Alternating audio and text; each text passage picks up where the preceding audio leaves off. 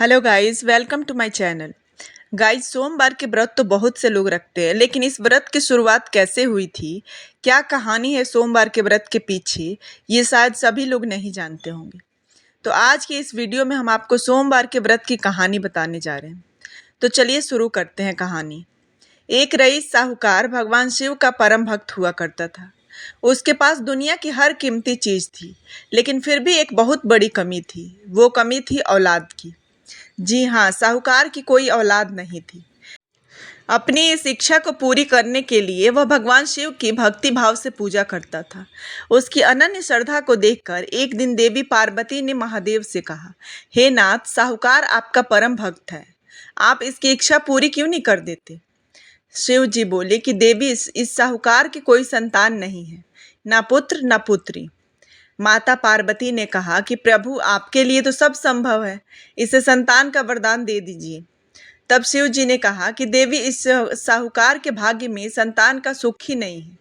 ऐसे में अगर इसे मैंने संतान का वरदान दे भी दिया तो वह संतान केवल 12 वर्ष तक ही जीवित रहेगी। यह जानकर देवी पार्वती ने कहा कि महादेव, आपको इस साहूकार को संतान का वरदान देना ही चाहिए। ये आपका परम भक्त है। अगर इसकी मनोकामना पूरी ना हुई तो भक्तों का विश्वास उठ जाएगा। देवी पार्वती के कहने के बाद महादेव ने उस साहूकार को संतान का वरदान दिया। साहूकार को भी यह सच्चाई पता लग चुकी थी कि उसकी संतान 12 वर्ष से ज्यादा जीवित नहीं रह पाएगी। उधर साहूकार की पत्नी गर्भवती हुई और उसने सुंदर बालक को जन्म दिया। पुत्र प्राप्ति के बाद भी साहूकार हमेशा की तरह महादेव की भक्ति करता रहा। पुत्र होने पर परिवार में खूब खुशियां मनाई गई, लेकिन साहूकार ना तो खुश था और ना ही दुखी। उस उसने संतान की 12 वर्ष तक जीवित रहने की बात किसी को भी नहीं बताई। जब उसका पुत्र 11 वर्ष का हो गया तो एक दिन साहूकार की पत्नी ने बालक के विवाह की बात कही। तो साहूकार ने कहा कि वह पुत्र को पढ़ने के लिए भेजना चाहता है। तो साहूकार ने इस कार्य हेतु अपने पुत्र के मामा को बुला लिया और उससे कहा कि पुत्र को काशी ले जाओ और मार्ग में जहाँ भी रुकना हो वहाँ रुक कर यज्ञ करना है और ब्राह्मणों को भोजन करवाना है।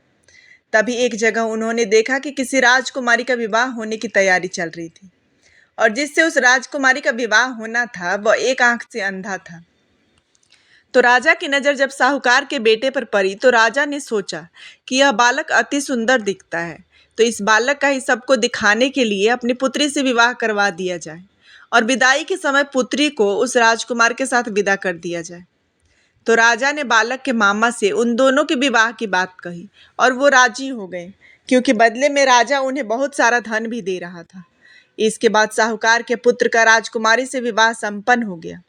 तो उसने राजकुमारी की चुन्नी पर लिखा कि तुम्हारा विवाह तो मेरे साथ हुआ है, लेकिन जिस राजकुमार के साथ तुम्हें भेज रहे हैं वह एक आंख से अंधा है।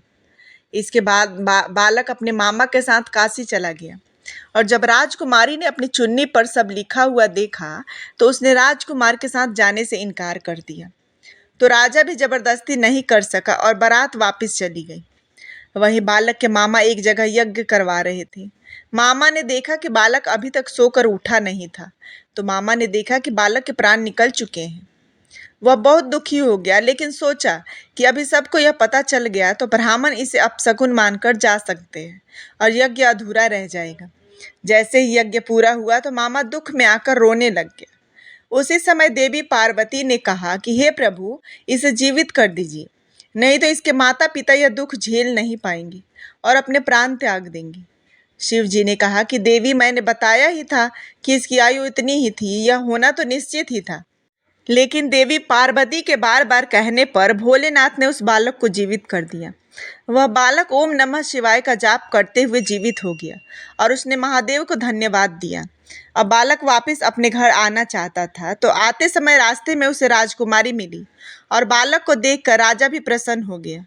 राजा ने अपनी पुत्री को उस बालक के साथ विदा कर दिया और साथ में बहुत सारा धन भी दे दिया। घर पर साहूकार और उसकी पत्नी बैठे और बहुत दुखी थे। उन्होंने यह ठान लिया था कि अगर उनका पुत्र जीवित घर न लौटा तो वो दोनों अपने प्राण त्याग देंगे।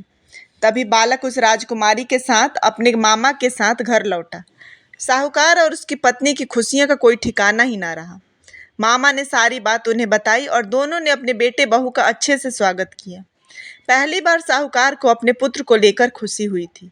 और उसी रात साहूकार को सपने में महादेव ने दर्शन दिए और महादेव ने कहा कि तुम्हारी भक्ति से मैं अति प्रसन्न हूँ। अब से जो लोग भी इस कथा को पढ़ेंगे या सुनेंगे उनकी सभी मनोकामनाएं पूरी होगी और दुखों का निवारण होगा। तो दोस्तों, कैसी लगी आपको ये वीडियो? अगर आपको हमारी वीडियो पसंद आई हो तो प्लीज़ लाइक ज़रूर कीजिए और हमारे चैनल को सब्सक्राइब करना मत भूलिएगा। Thanks for watching.